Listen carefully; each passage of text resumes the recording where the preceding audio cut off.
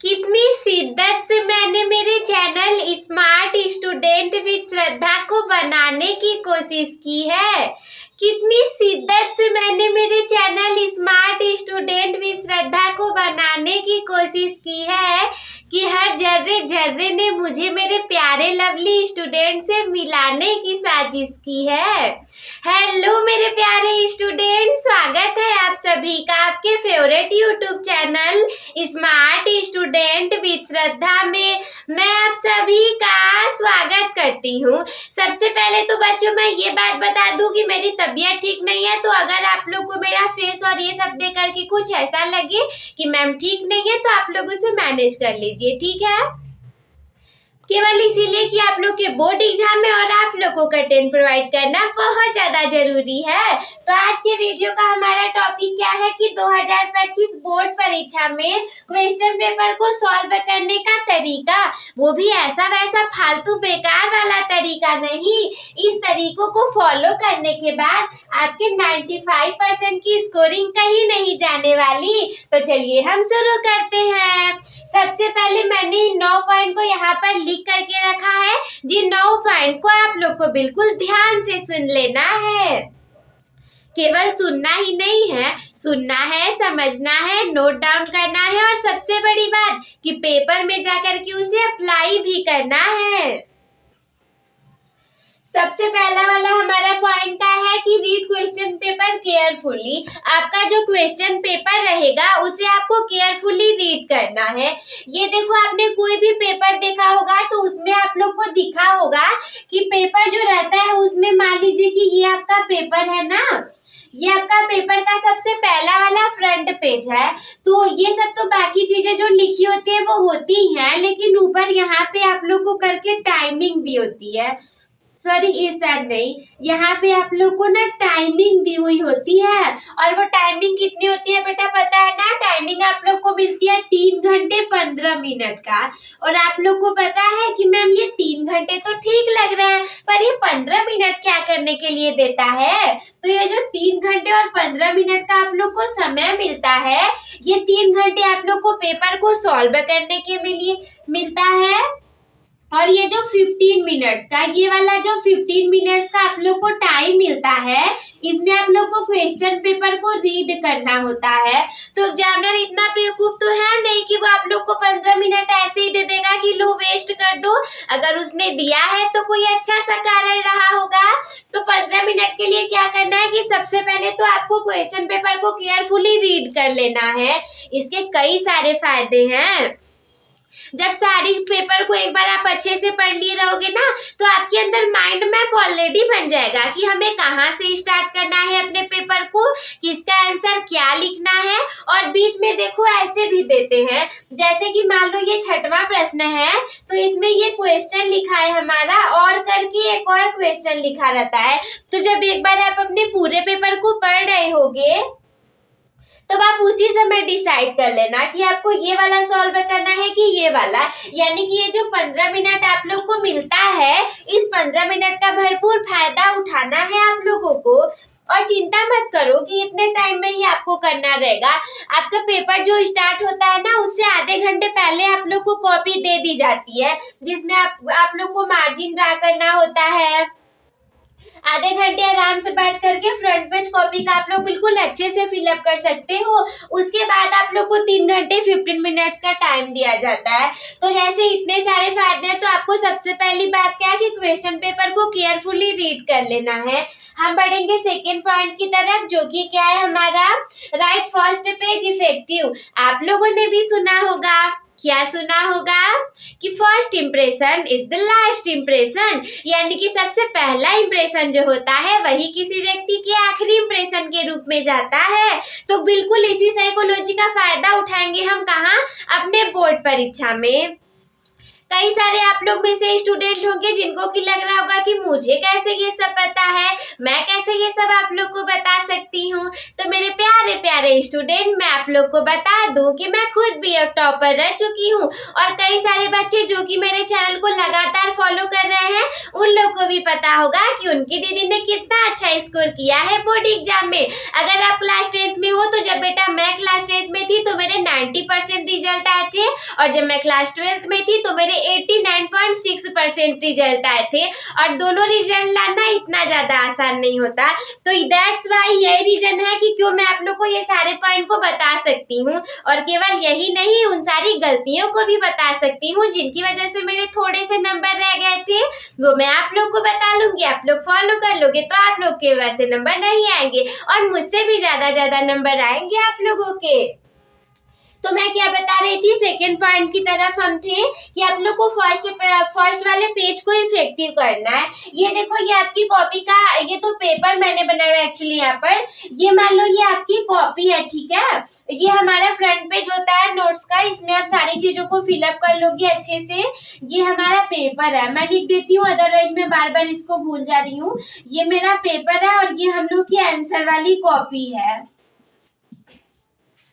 तो ये जो हमारी आंसर वाली कॉपी है ना, इसमें क्या है कि सबसे पहले में तो आप लोग को रोल नंबर, बाकी सारे केंद्र का नाम, परीक्षा केंद्र का नाम वगैरह वगैरह जो भी चीजें होती है उन्हें आप अच्छे से फिलअप कर लोगे। मैंने अच्छे से कॉपी में आप लोग को बताया है, नहीं देखे हो तो फटाफट से जा करके देख लो।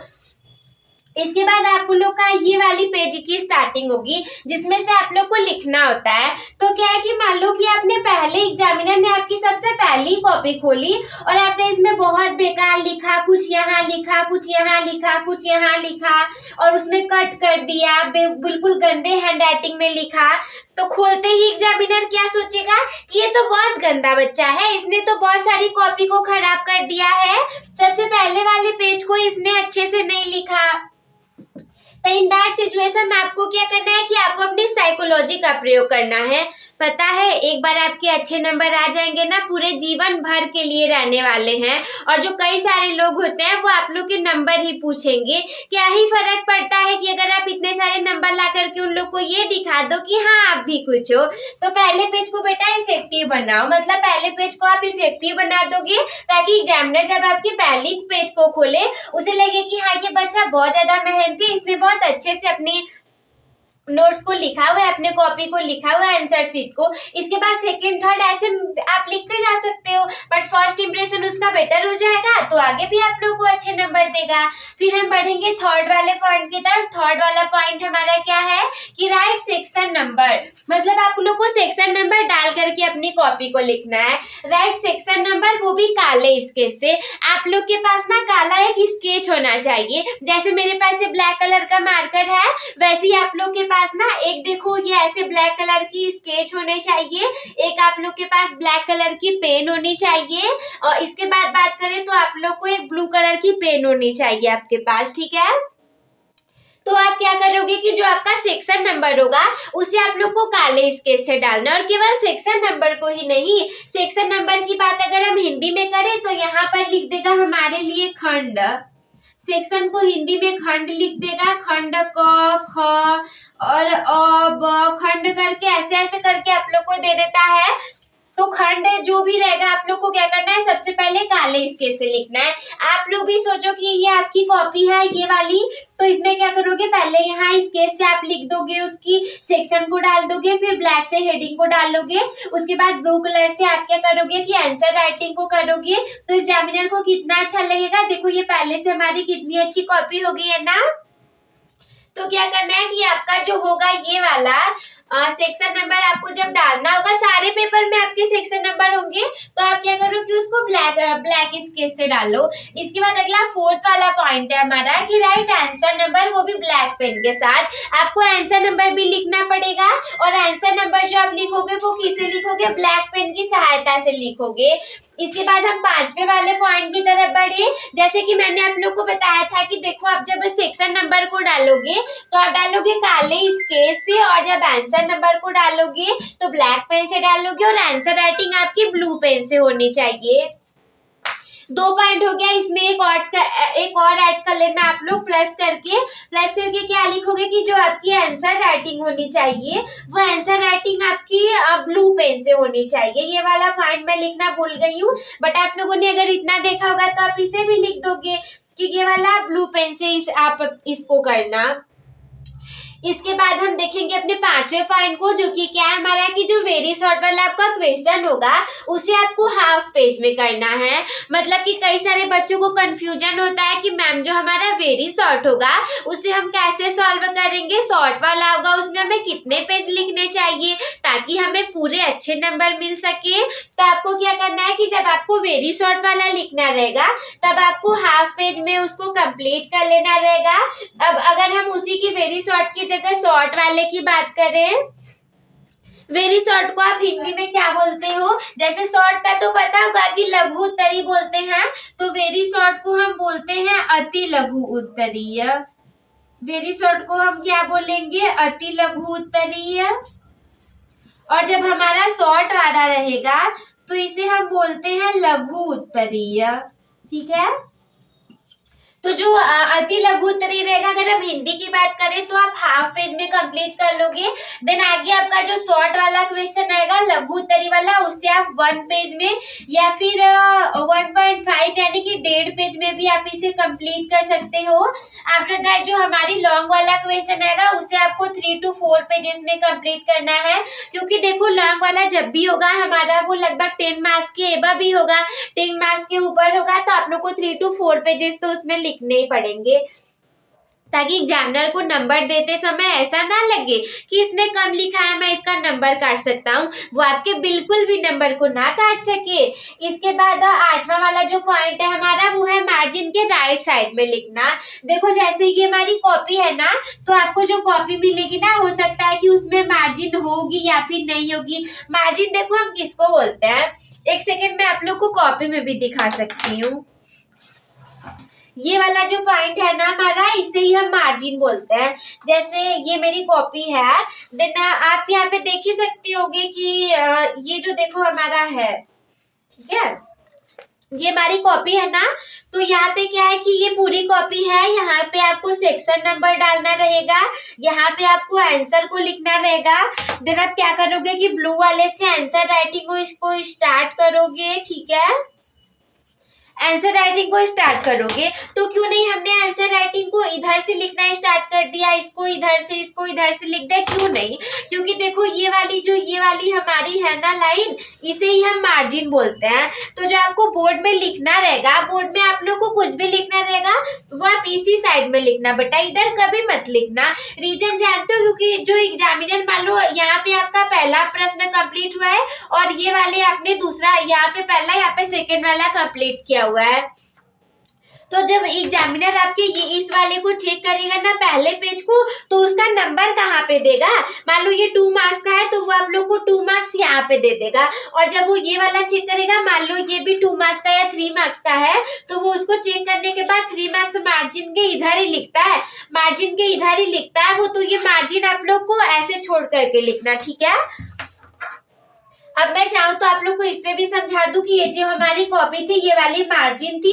तो आई होप कि क्लियर हो गया होगा, क्योंकि मैंने लाइव आप लोग को वो दिखा दिया प्रैक्टिकल पे कॉपी से, तो ये वाली आप लोग को तो क्लियर होगी। देन अब नेक्स्ट वाले पॉइंट की बात करें, हमारा लास्ट 9 वाला जो पॉइंट है उसमें क्या है कि attempt each and every question. आप टॉपर कैसे बनोगे? आपको क्या लगता है कि टॉपर ऐसे ही कहीं से आ जाते हैं, या फिर वो पढ़ाई नहीं करते, या फिर अगर 14 प्रश्न है तो उसमें से 13 को हल करके वो टॉपर बन जाएंगे? ऐसा कभी नहीं होगा। एक जो टॉपर होता है ना, वो क्या करता है कि 14 में से 14 प्रश्न को हल करता है और ट्राई ये करता है कि उसके सारे प्रश्न सही हो। तो आप लोग को सारे प्रश्नों को, सारे छोटे बड़े लेकर के कुछ भी अथवा वाले को मत हल करने लग जाना कि हाँ और वाले को भी हल करने लग जाए, बट आपको जितने प्रश्न हल करने के लिए दे रहेंगे, जितने सेक्शन दिए रहेंगे, वो सारे कंप्लीट करने हैं। आखिर तभी तो आपकी 95% की स्कोरिंग होगी ना।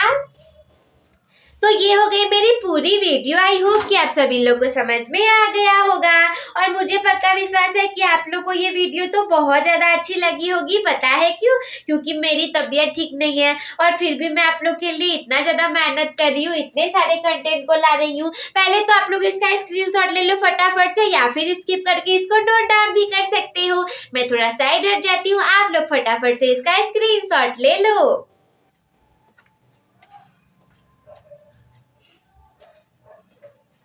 तो स्क्रीनशॉट ले लिया होगा आप लोगों ने। आई होप कि आप लोग को ये सब कुछ समझ में आ गया होगा और ये वीडियो हमारी बहुत अच्छी लगी होगी। तो अपने टॉपर बनने की जर्नी एक टॉपर के साथ शुरू करने के लिए चैनल को सब्सक्राइब करना ना भूले। स्टार्टिंग में जो मैंने शायरी बोली थी वो याद है ना, कि कितनी शिद्दत से मैंने मेरे चैनल स्मार्ट स्टूडेंट विद श्रद्धा को बनाने की कोशिश की है। हाँ, कितनी शिद्दत से मैंने मेरे चैनल स्मार्ट स्टूडेंट विद श्रद्धा को बनाने की कोशिश की है कि हर जर्रे जर्रे ने मुझे मेरे प्यारे स्टूडेंट से मिलाने की कोशिश की है। तो इस वीडियो को लाइक कर दीजिएगा और अपने दोस्तों के साथ भी शेयर कर दीजिएगा।